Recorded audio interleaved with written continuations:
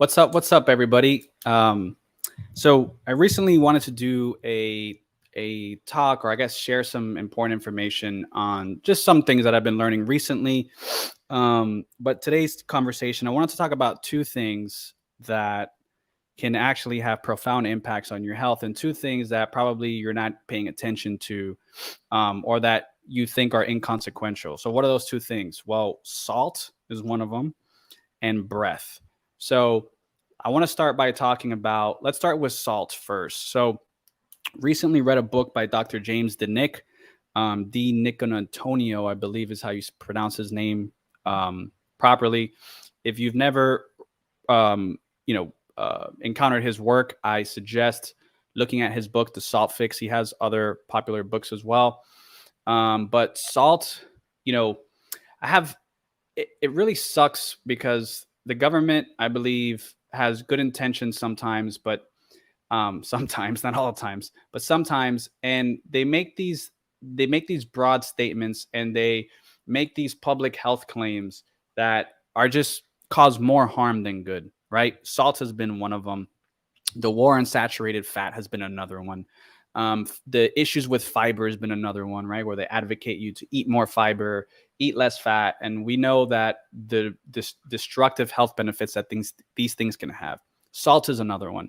Dr. James DeNick, has a very, very um, well researched book, and goes into the nitty gritty of the research on salt, and basically showing how the claims of salt causing hypertension and heart diseases and all these issues are just not found in the medical literature at all. And I don't want to get into the research right now for the purpose of this call. I just want to give you the nitty gritty that you can use for your life to actually do something with. So when it comes to salt, you have some advocates, especially in the paleo circles, that say we didn't consume that much sodium in our diets. However, Dr. James DeNick has some pretty compelling arguments to suggest otherwise, and states that, in some of these circles, basically, they're not accounting for the fact that humans have been eating blood from animals for long periods of time. And yes, blood, even though quote unquote it is illegal to sell in today's world, is a very nutrient dense part of food that we should be consuming. And I do consume blood supplements into my diet because of how beneficial blood can be. And it has very specific things and micronutrients that you're just not going to get anywhere else unless you're having blood. But he basically argues that we were consuming salt water from the ocean, salt licks, salt mines from salt, and eating the skin of animals, which have collagen that also has sodium, because a lot of animals excrete sodium through their skin, which is one reason why many animals, you see them licking their skin. And a lot of times we think that they're licking their skin due to them cleaning themselves. And it's actually because they want to ingest the salt that is being excreted through their body as a means for them to get more sodium intake. So we all have salt receptors in our body that tell us when we need more salt. So the craving for salt is very, very primal. And it's something that we should listen to. So when you're craving salt, by all means, have it. Do not restrict your salt intake. How much salt should you be getting in your diet? Dr. James DeNick suggests you should be having anywhere from 1.5 to 2.5 teaspoons or 3 teaspoons a day. I don't really count. I'm not into counting my macronutrients or and measuring everything. It's just, I don't think it's necessary. I also don't think our ancestors did any of that. So I'm not going to waste any time or energy doing that. But you use salt liberally. There are some things I want to talk about as far as sports enhancement. So if you are an athlete, and this is where I think the meat and potatoes comes in from salt, you definitely want to increase your sodium intake.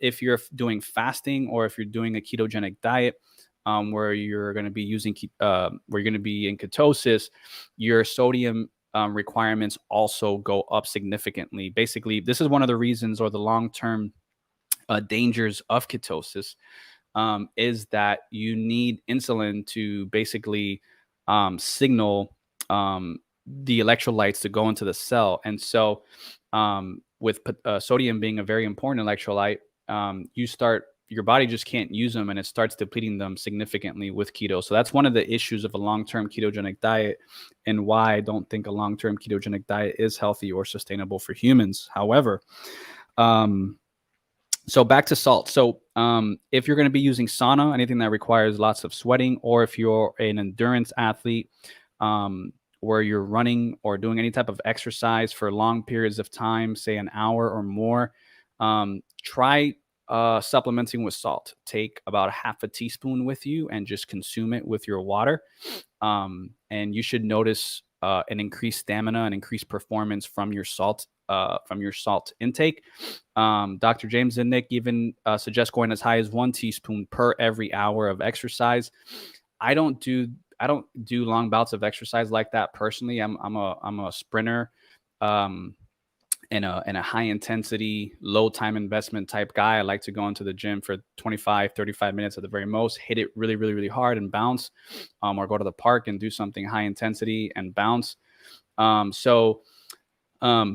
have found performance benefits and cognitive benefits from upping my salt intake. However, I will note on the personal side, there is a downside to consuming lots of salt in your water, whereas it can have a diuretic effect. And it basically can cause some diarrhea. There's actually books that promote salt cleanses where you just consume lots of salt and you will clear out anything in your gut. I mean, if you're suffering from constipation, that might be a cool hack as well, is to consume lots of salt and you'll get everything out of your system. But anyways, as far as types of salts, you want to look for salts like Redmond salt. Big fan of Redmond salt and Himalayan salt. There's some other salts as well. There's a specific sea salt that comes from like an underground bed and sea that doesn't have microplastics or heavy metals from the ocean. But I am concerned with some of the sea salts because of that. So I'm not a huge fan of sea salts for those reasons. I'd rather get the salt from caves. So I like the Redmond. I like the Himalayan salt. The Redmond seems to have more nutrients. And so that's why I'm using that particularly. In addition, you want to also be taking some iodine. So if you're not eating seafood or seaweed in your diet and you're not getting enough iodine, there's a good supplement called Detoxidine from Dr. Group, which is iodine that comes from a salt bed, which you can just put a couple of drops under your tongue and you'll get all your iodine. You don't have to worry about consuming seaweed or seafood for your iodine intake. So that's it on salt. Now, second topic is I want to talk about breath. So this was a very, very fascinating book. So there's a book by James Nestor called Breath, and he gets into the whole science of all things breath. And I found this book very, very fascinating. If you would have told me prior to reading this book how breath can have such an impact in our lives, I would have probably scoffed at the idea. But it's actually quite fascinating, and he goes into a lot of human evolution and anthropology with breath. And it's there's a quite concern. I know about this from just nutrient uptake, but humans, our jaws, our mouths, our sinus cavities, our bones, everything has gotten smaller and decreased. Especially since the advent of agriculture, which call it 10,000 years ago. James is going way further than that, and he's showing that it's even gotten smaller from our last hominid ancestors of over 2 million years. But what was interesting is that he did a lot of research on indigenous tribes that have not adopted Western societies. And obviously, these indigenous tribes who are not eating Western civilized foods have much bigger jaws, perfectly straight teeth. They don't brush their teeth. They don't need to get their wisdom teeth removed. Their jaws fit. And so they have better breathing. But what's also interesting is that a lot of these indigenous tribes also they shun what's called mouth breathing, where we breathe in and out through our mouth. They actually breathe in and out through their nose. And this is something that they're very conscious of, and something that I want you to be conscious of and see how this pertains. And so I'm going to talk about a study that he did personally on himself, where it was very, very fascinating with the mouth breathing. But the nose breathing also has profound impacts on our jaw size and on our nasal cavities, and can help form that. There's even case studies of how just nasal breathing alone can heal certain respiratory conditions, cure scoliosis, and other pretty fascinating things that I would like to dive deeper into to see how true these things are. Um, However, so long story short, so James goes on a test to actually see how bad mouth breathing actually is for us humans. And so he has this he has his nose doctor come in, and basically they run all these labs on him. They do a 2 week study. I think it was 10 or 14 days. I don't remember the exact amount of time. And they basically put, these things inside his nose to basically remove and obstruct any oxygen that can be breathed in through the nose. And they have him just breathing in through his mouth only for the time being. And it's quite fascinating to see. I mean, within 2 weeks, you would think that after seeing all his vitals, that this person developed some type of crazy disease and is about to die. Um, Appreciate the heart. For those of you watching, feel free to put your name on the comment section, as I cannot see you guys on the live. But anyways, they did a test on him.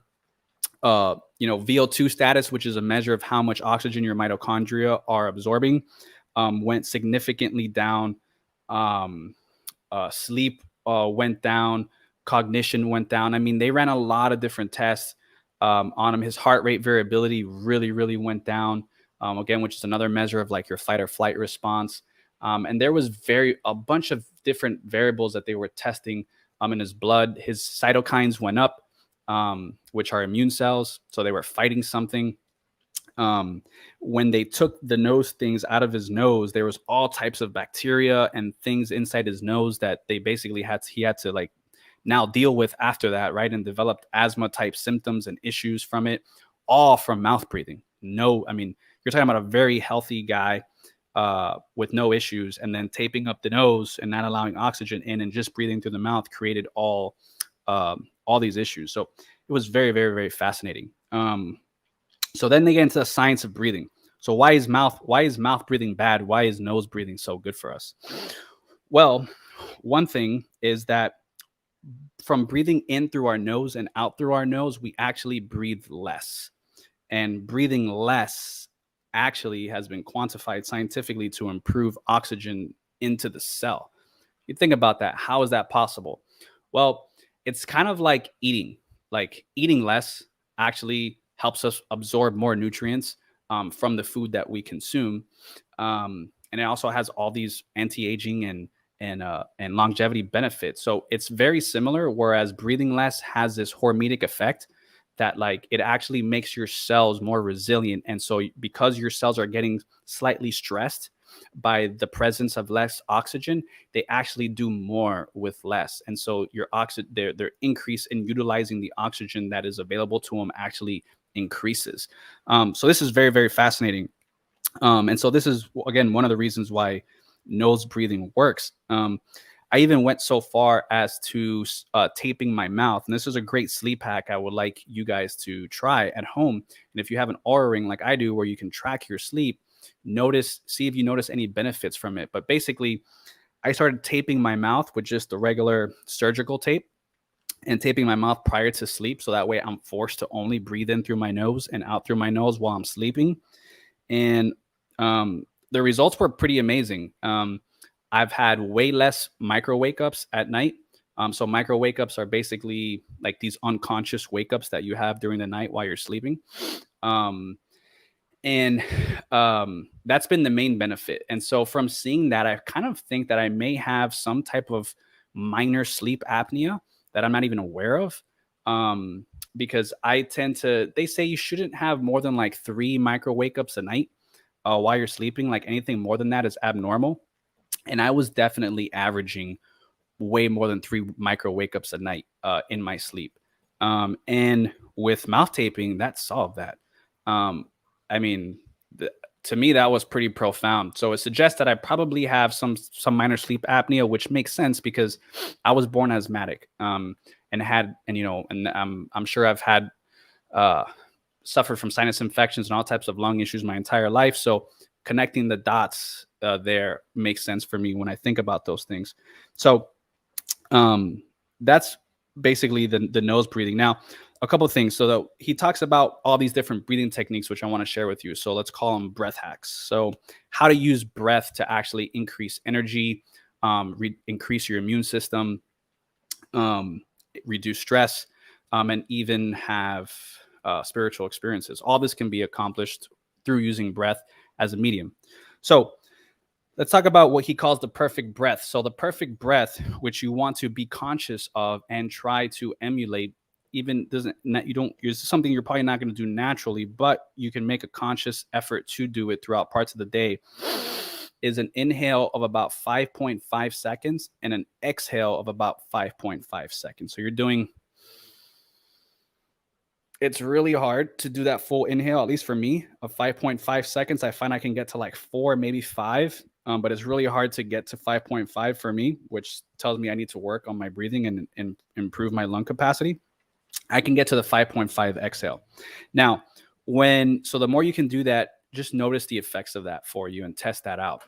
Now, when you're breathing, if you're breathing through your nose, the longer you can delay your breath. So if you're doing a 5.5 in, 5.5 out, and you can extend the 5.5 on the out longer, right? So you go to 6 seconds, 7 seconds, 8 seconds. The longer you can hold it, and spell it out, the more carbon dioxide that your body is going to produce.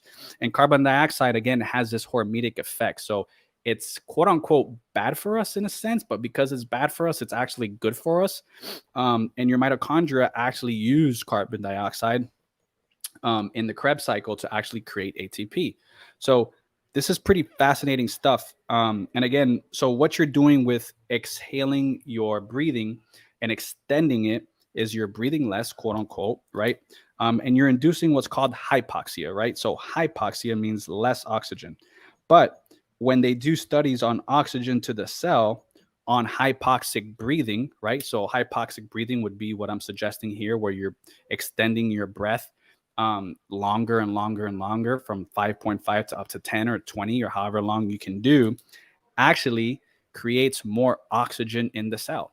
Now, the carbon dioxide can be stressful for you while you're doing it, right? It kind of almost makes you feel like you're running out of breath, and it actually triggers your fight or flight response, which is actually a good thing too, because now you're training your fight or flight response to adapt to stress, right? So this is a great hormetic exercise where you can make yourself more resilient from being intentional and conscious about how you breathe.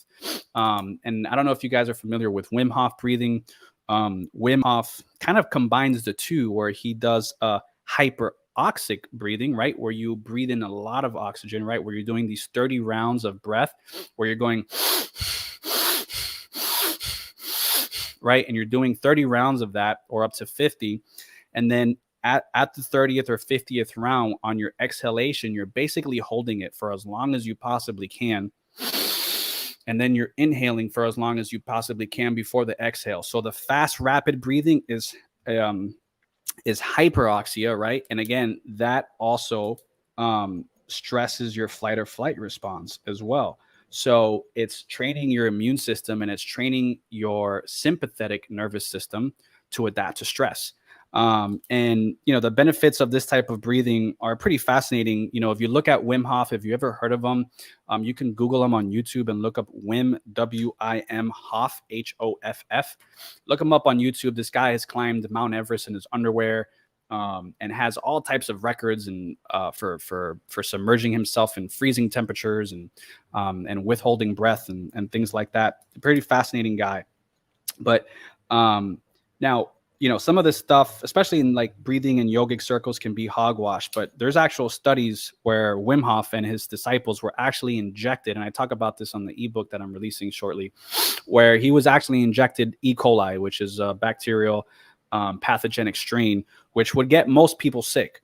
And they did a controlled study where they had 12 people, Wim Hof and his participants in there, plus another group that had no training in breath work or anything like that.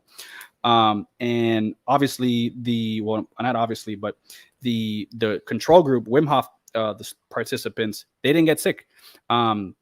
They basically fought off this E. coli and were fine from it, no issues. While the other control group had much higher cytokine response, inflammation markers went up through the roof, and they got sick from the E. coli treatment. So, these are the benefits of becoming more resilient. And this is a cool way of how you can use breath in your life to become more resilient.